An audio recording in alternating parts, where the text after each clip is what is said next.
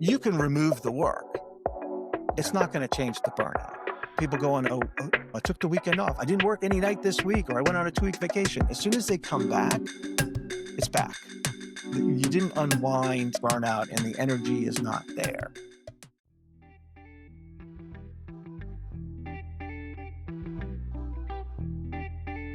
Success isn't just about what you achieve.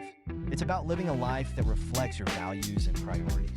Welcome to Engineer Your Success, the podcast that helps you lead with intention and live fulfilled.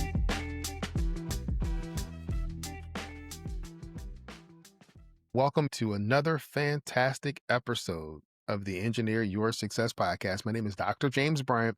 You're hosting your guide to designing and living a life where you are winning at work and at home, and I hope that you are having a great week. This week, we have another outstanding guest, Mr. Peter Atherton. Well, great to be here. I'm a fully recovered professional engineer.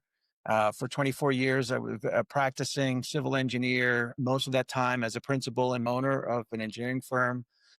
Enjoyed all of that up until a point where I didn't anymore. I burned out, not on what I was doing, but how I was doing it.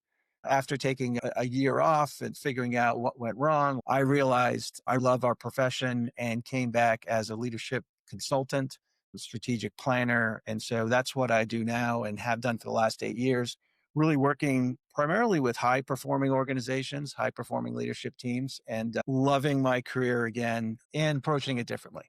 What was your mindset during that career journey? Well, 7 or 8 years in the making. I was able to progress in my career early, had great mentors, great opportunities, and took them. Really enjoyed all the professional aspects, but over time, it became overwhelming, exhausting, feeling overloaded all the time. I wanted to win at life and made choices with my family, but the overload continued, the overwhelm continued, feeling more exhausted, even though I was able to create more space in my life, just emotionally, physically, spiritually, mentally exhausted. And it reached a point where I started checking out. You go from exhaustion, and then at some point, just saying, you know what, I don't need to do this anymore. I don't necessarily want to do it this way. And 10 years ago, it was, I'm not sure what's happening. Right. And I Yeah. was burning out, but it was not working hard enough. Right. So, I mean, there's different words to describe that process that happened 10 years ago that it's safer to talk about. It's healthier to talk about, especially with high performers. Middlers and low performers could be great people, but they're not going to burn out. Yeah. Only high achievers burn out. There's a lot of the work I focus on today. Yeah. I want you to speak to the high achiever listening to this podcast. They don't know they're on their way to burnout. What are the indicators? What are some of the things that you can remember or that you work with your clients with to let them know? Start thinking, if you are experiencing this, you might want to consider doing X, or it might be an indication that you're on your path to burnout. What's on the path to burnout? So I'd say years ago, 5 plus a decade, plus years ago, a decade ago, it really was this constant overload that would lead to overwhelm, that would lead to exhaustion. You'd have this progression through that would lead to this burnout disengagement cycle, and you could hop back and forth kind of around it. But fueling that would be work frustrations. I was being recognized for this. We say this, but we're doing that. And it takes a while for organizations to evolve. What am I doing this for? This loss of efficacy on top of feeling overloaded and exhausted. Like, where's my impact? Do we have are we living our mission? And then, again, am I compensated well? You kind of have these work frustrations. They sort of fuel this burnout disengagement cycle. And on the other side, we're feeling on the personal side, we're missing out on time. So like all this is coming at a cost. I'm sensing the cost of this. And it could be with family, with friends, loved ones. It could be just alone time. But what I've found is if it is in this constant overload with work and we haven't figured out the processes and systems and built teams to sort of get us out of that, and if we have a series of work frustrations, personal frustrations can grow into resentments.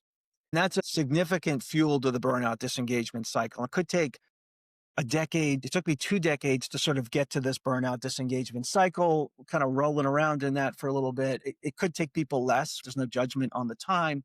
We could sit in this burnout disengagement cycle for a while. What I see differently today is that process is accelerated if we're not feeling energized by the work we're doing and we're not feeling aligned with the work we're doing. And I think that is a manifestation of personal agency.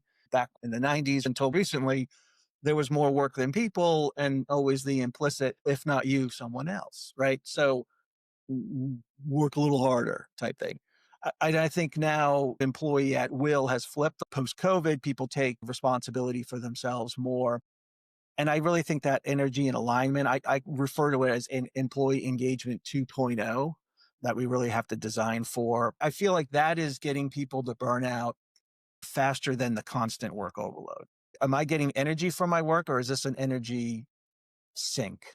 And one of the areas I talk about in the book is designing for work life and business success. We're familiar with winning at work and life and balancing that. We're getting better at it, integrating it, balance and integration, depending on the season you're in. Let me ask you a question. What if you had a coach in your corner every week, helping you focus on what matters most, become a more effective communicator, and to lead well? That's the ideal behind Engineer Your Success Insiders, my private podcast for leaders who want practical tools, not just theory. Every week, in just 3 to 5 minutes, you'll get one story, one insight, and one action that you can use right away. The goal is to prepare you for those critical moments that matter at work and at home. If you're ready to take the next leap in your leadership, click the link in the show notes and join Engineer Your Success Insiders today. This is Dr. James Bryant, your coach in your corner. But the other component in what I work with organizations on is, if you're a high achieving professional, who you work for matters. Do they understand it's a marathon, not a sprint? Just like any high performing athlete, right? We're high performing professionals. They don't work out every day, right? There's mental preparation as well as physical preparation. So it's not just about work. Back in the day, if you have work frustrations and personal frustrations, you can remove the work. It's not going to change the burnout. People go on, oh, I took the weekend off. I didn't work any night this week, or I went on a 2-week vacation. As soon as they come back, it's back. You didn't unwind burnout and the energy is not there. We're figuring out what causes burnout, but it is evolving, especially for the high performer. The key is not to work less. The key is to work more effectively and strategically. It's not just about not doing work. It's about doing it more productively. Was there a key moment in your journey where you said, okay, I know I have to change. Something has to change? One of the pivotal moments was going through, we did quite often, we did kind of leadership succession, firm succession planning, strategic planning. I wanted to be the next CEO, the next president. It was the peak of what I was doing. And we went into this sort of strategic planning, succession planning event. And it was like, I think a couple days on one side of a weekend and a couple days on the other side of a weekend. And I had my name in a hat and I wanted to be that. We had done some pre-work ahead of time, and the responses I was hearing, just the conversations were not setting well with me. I had this epiphany over the weekend that I don't want to do this anymore. I don't want that. I thought my peak of my career would be this thing. I don't want it. I don't know that I want where I'm at now. I came in Monday and told my partners, in 5 to 10 years, I'm doing something different.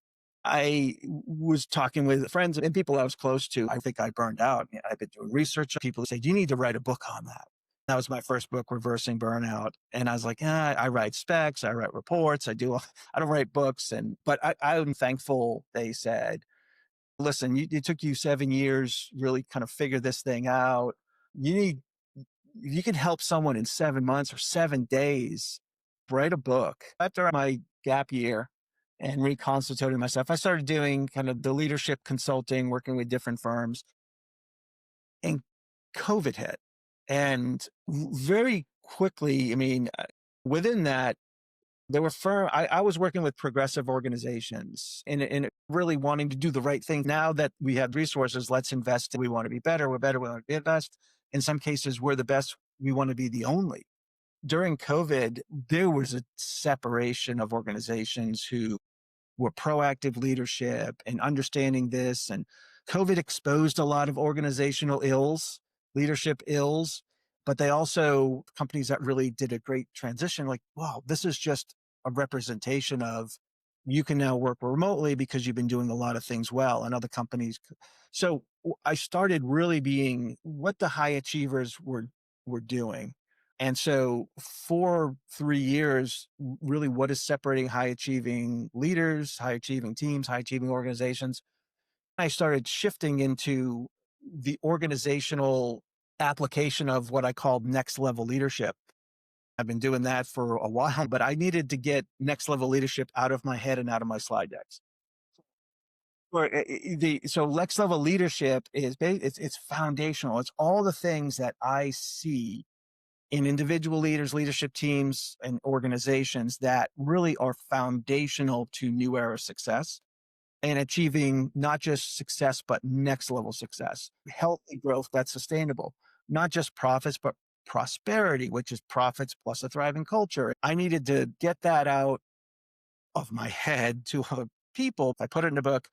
And now that allows me to really focus on the organizational aspects. And so the book I'm writing now is on the application at organization levels. Once we have this higher level of leadership, we can do many beautiful things. If you read through Next Level Leadership and it resonates with you, we can work together. If you read through that and it doesn't, then I'm not your person. I'm not the firm to work for to advance your organization. Yeah.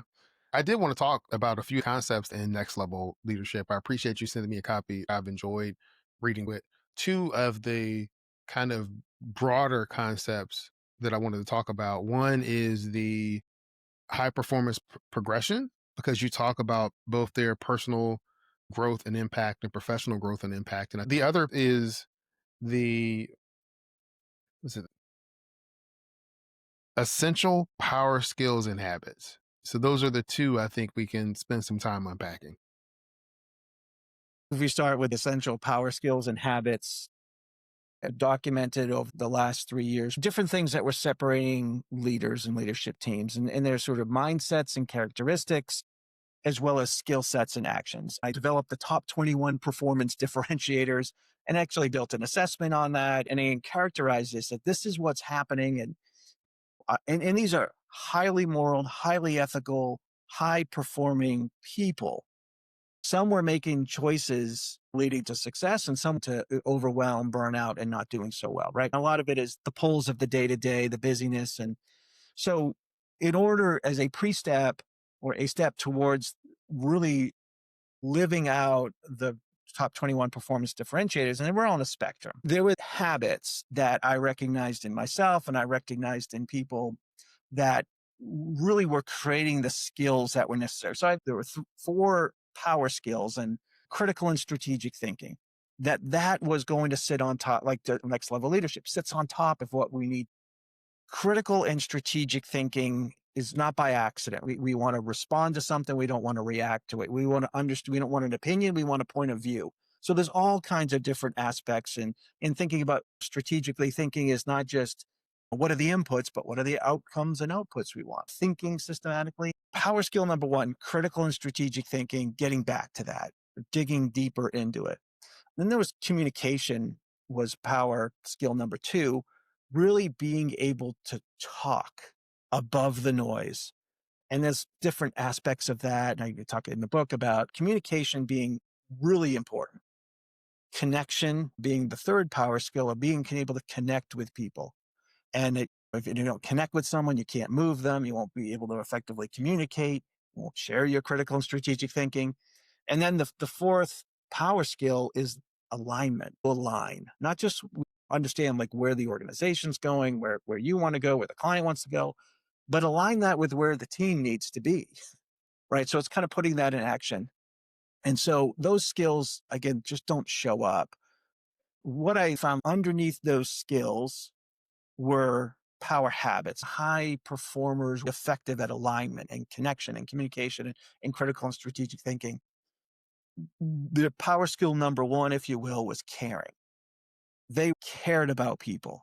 They cared about the projects. They cared about the clients. They cared about the impact, but mostly as people, as the catalyst to get those things done. I mean, especially in the world of AI now, is like, I'm going to feed this GPT, and then what are you going to do with me? Are you going to upskill me? Are you going to reskill me? And am I the tool and the prize is these projects, or are the projects the tool and I'm the prize? My personal development, my professional development. That kind of caring opens the door to so much. And if we care for the people, all of a sudden alignment becomes easier and connection becomes easier. So that's what it's like, a habit. The other habit was always being open to continuous learning, much as we've had to put in from 8 a.m. classes and learn, to always be learning, especially now in conversations we wouldn't have had a year or two ago. Is Microsoft most recent work trends report, right? Intelligence on tap, abundant expertise. How do we stay ahead of technology to be the expert that can apply knowledge, not just the expert that holds the knowledge? When I can ask a large language model and get a good answer, it's the application and always learning. The third piece is keeping our cup filled. This speaks a little bit to the burnout, not letting ourselves build a burnout, but really, as a high achiever, making sure that we are fed. We have time to learn and grow and realize that put your own oxygen mask on first, like those Yeah. references. But how do we find energy? How do we find joy to then give it to others? As a leader, and I work mostly with leaders, leadership teams, I have a saying, I don't know who the attribution is, but some version of leadership done well has little to no short-term return on investment. It has a great long-term upside, probably a midterm upside, but you're giving, you're leading, helping people move from denial resistance to exploration and acceptance. It's hard work to stay ahead. Giving us the energy to influence others is a big thing. And the fourth power skill, it is the power skill that enables all others, is taking ownership of our time. If we manage it well, lead ourselves well, put the right things in, do the right things, we can keep our cup filled. We can be learning new things. We can spend the time to build relationships, to demonstrate caring, which allows us to communicate and connect with people, to align with people. It gives us the time for critical and strategic thinking. When I see a high achieving team and a high achieving leader, and when there's something off, some of those skills aren't in place because the habits aren't in place. And Okay. so So again, as the engineer in me, there's the outcome. But let's think of systematically, the outcome is a result of outputs. The outputs is a bunch is of activities, and the activities are because of what we put in. So I'm always thinking systematically. And so that's why I wanted to help people, not just tell them what to do, but how to do it as a pattern matcher. no, I think that's great. And so in your work, what's been or what do the leaders that you work with, what's the hardest habit for them to actually master or to initiate? Which one do they struggle with most? I think it's the key leading indicator. We're run by urgency. We live in a world of urgent and important, but as a leader, we need to spend more time in important, non urgent. Hmm. And stuff comes up in a lot of organizations. We have the shape problem where there's a lot of senior people and a lot of junior people, not a lot of middle people. And so senior people are doing things that managers used to do, and it's overwhelming.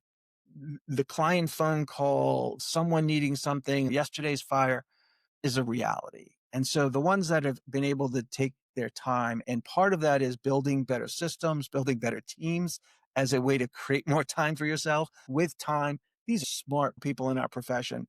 If they had time, 9 times out of 10, they'll do the right things. They will invest in learning, keep their cup filled, but it's time. That's my final answer. No, I think that's great because it gets to that's the one resource that we have that we really can't replenish. When time is used, it's gone. Can we make our time more efficient? Yes, but that minute that passed is gone. I'm not going to get it back. So, what else? What question haven't I asked you wish I would have?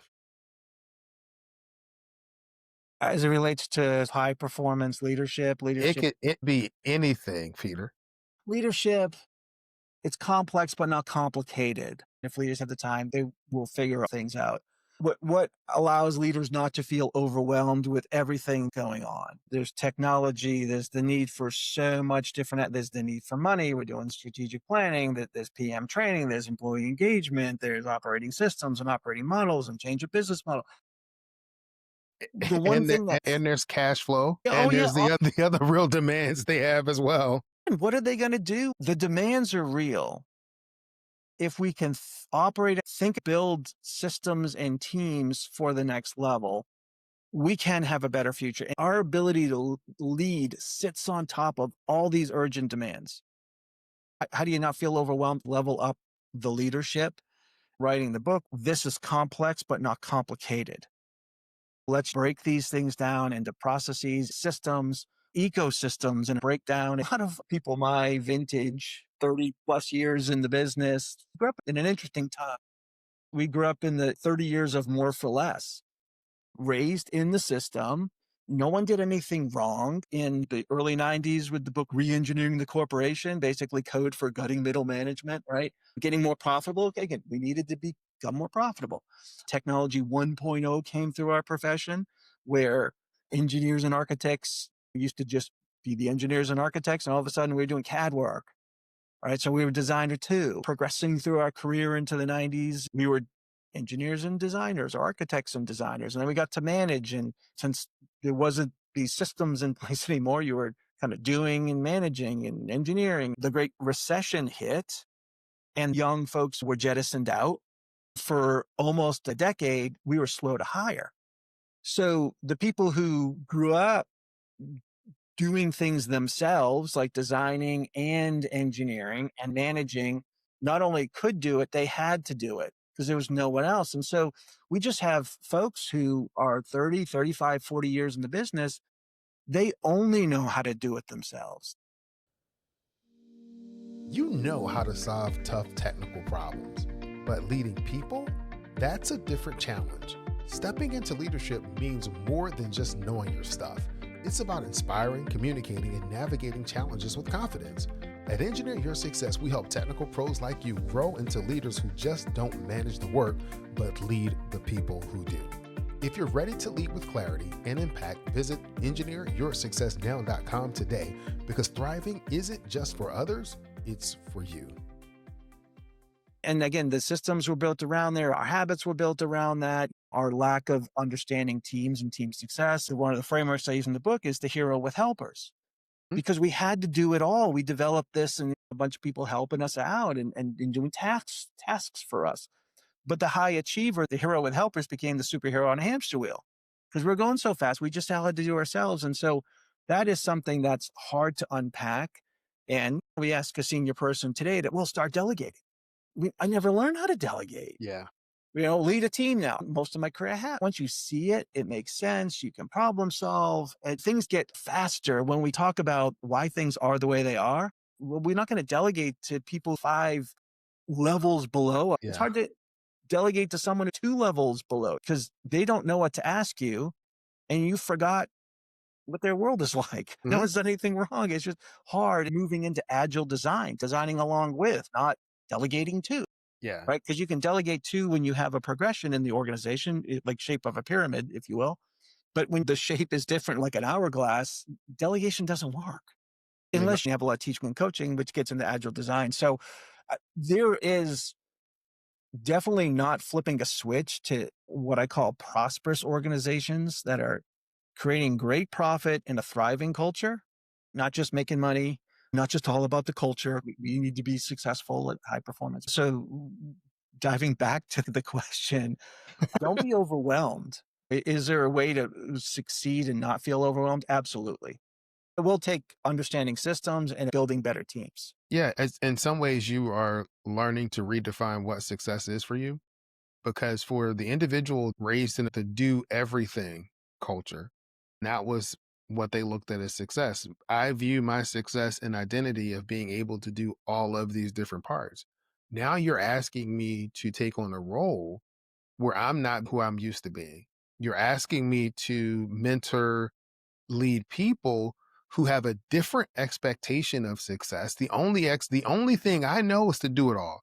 So my expectation for the people that I'm leading is for them to be able to do it all. They can't do that. We have a communication issue. No, I can't delegate to them. Why? Because they can't do it like I would do it. Yeah, there are some generational differences for sure. The biggest one probably being the difference between a native analog and a native digital. Work seasons are different.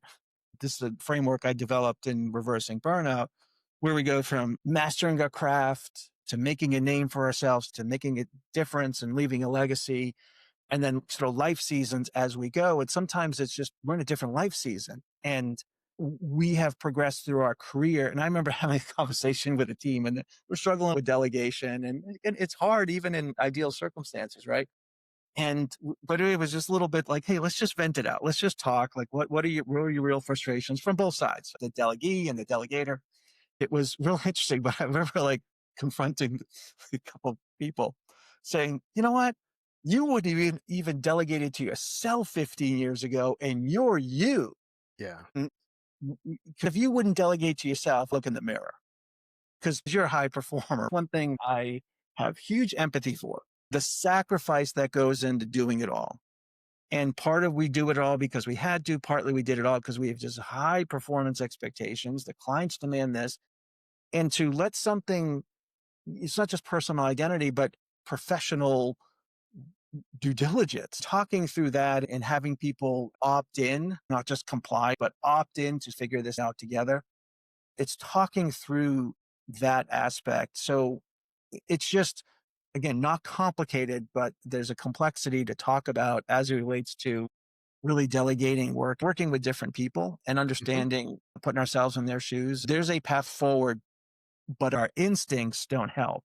Yeah. It doesn't help us move forward. It helps us, our instincts at times help us to get exactly where we are and stay there. We have to, as you say, rise above that to make progress.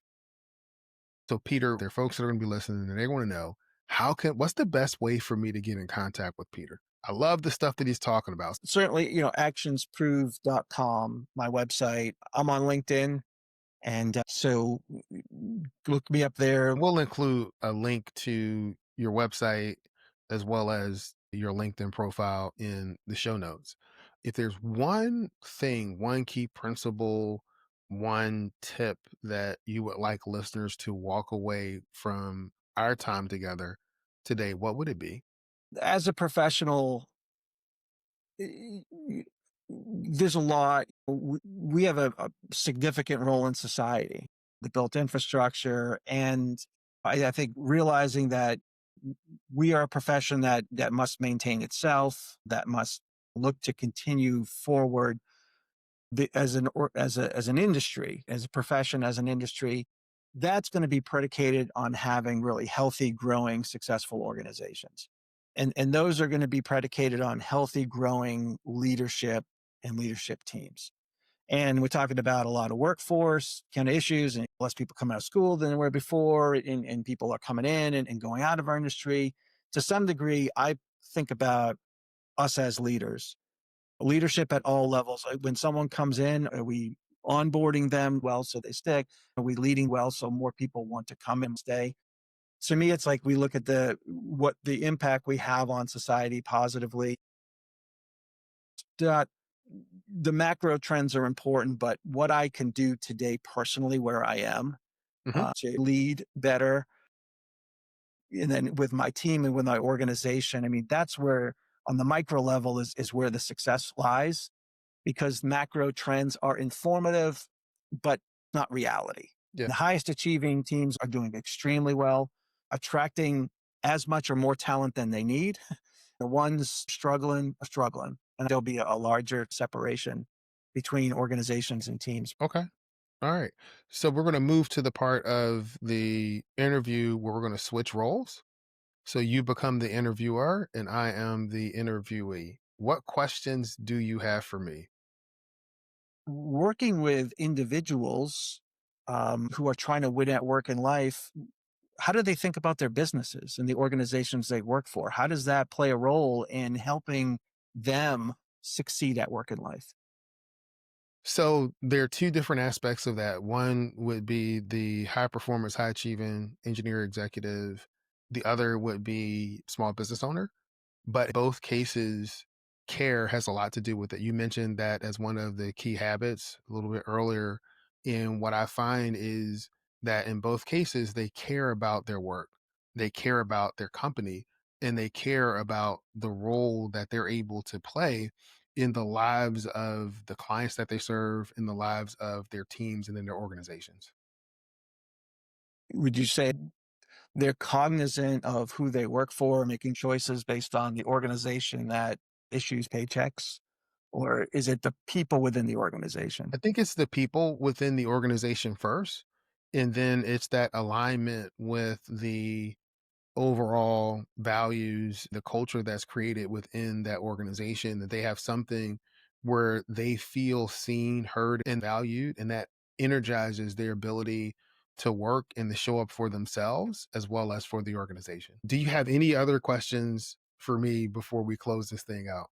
No, I just super enjoy talking with you. I think it's just to have people who are professionals within, who have different line of sights, just to have conversations, I think is empowering to leaders, is empowering the people within the organization. Because again, a lot of our day job is focused on the details. Yeah. Just take a step back to see the big picture, to have these connections, I think are informing why they're doing what they're doing and how they're doing what they're doing. And again, the professional dives into the details, but we can't be so much into the details of the day that we miss out on some of the major things that are happening, the major opportunities. I love having these conversations because I lived in the world of day to day, but I live in the world now of a broader perspective, and that's cool too. And I Yeah. think that's pretty essential today. So we're going to wrap this up. I'm going to end this episode like I end every episode, and that's this. Many people know what to do, fewer people know how to do it. And there's a select group of people that follow through and do it, and they're able to live the life of their dreams. They're able to reverse burnout. They're able to be on that next level of leadership. Peter, thank you for being part of that select few. Thank you, James. Excited to continue talking with you. All right.